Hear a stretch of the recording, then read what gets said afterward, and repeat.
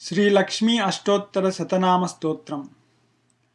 ओं देव्य उवाच देवदेव महादेव त्रिकालज्ञ महेश्वर करुणाकर देवेश भक्तानुग्रहकारका अष्टोत्तरशतं लक्ष्म्या श्रोतुमिच्छामि तत्त्वतः। ईश्वर उवाच देवी साधु महाभागे महाभाग्यप्रदायकम् सर्वैश्वर्यकरं पुण्यं सर्वपापप्रणाशनं सर्वदारिद्र्यशमनं श्रवणात् भुक्तिमुक्तिदं राजवश्यकरं दिव्यं गुह्यात् गुह्यतरं हपरं दुर्लभं सर्वदेवानां चतुष्षष्टिकलास्पदं पद्मादीनां वरान्तानां निधीनां नित्यदायकम् समस्तदेव संसेव्य मणिमाद्यष्टसिद्धिदम् किमत्र बहुनोक्तेन देवी प्रत्यक्षदायकम् तव प्रीत्याद्य वक्ष्यामि समाहितमनः शृणु। अष्टोत्तरशतस्यास्य महालक्ष्मीस्तु देवता क्लीं बीजपदमित्युक्तं शक्तिस्तु भुवनेश्वरी अङ्गन्यास करन्यास इत्यादि प्रकीर्तितः। ध्यानम् वन्दे पद्मकरां प्रसन्नवदनां सौभाग्यदां भाग्यदां हस्ताभ्यामभयप्रदां मणिगणैर्नानाविधैर्भूषितां भक्ताभीष्टफलप्रदां हरिहरब्रह्मादिभिः सेवितां पार्श्वे पङ्कजशङ्खपद्मनिधिभिर्युक्तां सदा शक्तिभिः सरसिजनयने सरोजहस्ते धवलतलं सुखगन्धमाल्यशोभे भगवति हरिवल्लभे मनोज्ञे त्रिभुवनभूतिकरि प्रसीद मह्यम्।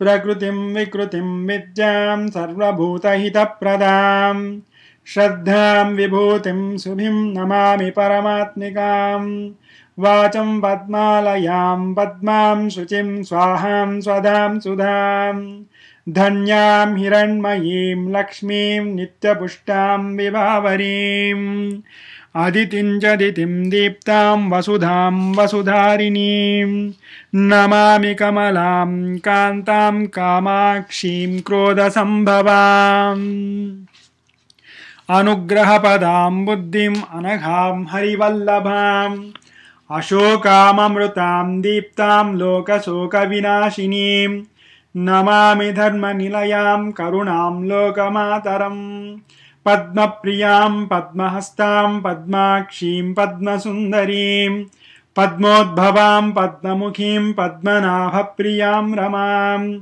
पद्ममालाधरां देवीं पद्मिनीं पद्मगन्धिनीं पुण्यगन्धां सुप्रसन्नां प्रसादाभिमुखीं प्रभां नमामि चन्द्रवदनां चन्द्रां चन्द्रसहोदरीं चतुर्भुजां चन्द्ररूपामिन्दुरां इन्दुशीतलाम् आह्लादजननीं पुष्टिं शिवां शिवकरीं सतीं विमलां विश्वजननीं पुष्टिं दारिद्र्यनाशिनीं प्रीतिपुष्करिणीं शान्तां शुक्लमाल्याम्बरां श्रियं भास्करीं बिल्वनिलयां वरारोहां यशस्विनीं वसुन्धरामुदाराङ्गां हरिणीं हेममालिनीं धनधान्यकरीं सिद्धिं स्त्रैणसौम्यां शुभप्रदां नृपवेश्मगतानन्दां वरलक्ष्मीं वसुप्रदां शुभां हिरण्यप्राकारां समुद्रतनयां जयां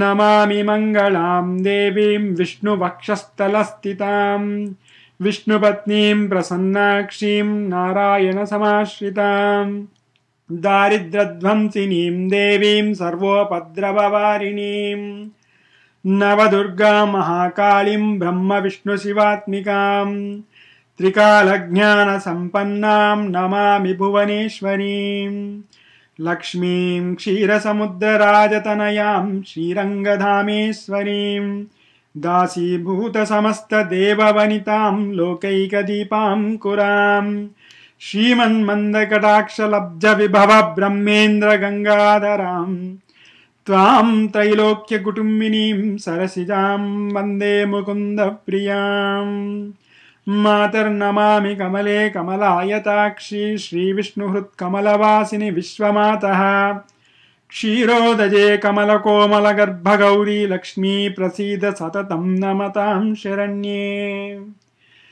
त्रिकालं यो जपेद्विद्वान् षण्मासं विजितेन्द्रियः दारिद्र्यध्वंसनं कृत्वा सर्वमाप्नोति यत्नतः। देवी नामसहस्रेषु पुण्यमष्टोत्तरं शतं येन श्रियमवाप्नोति कोटिजन्मदरिद्रतः।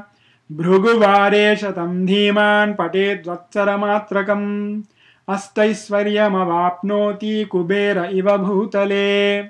दारिद्र्यमोचनं नाम स्तोत्रमम्बा परं शतम् येन श्रियमवाप्नोति कोटिजन्मदरिद्रतः।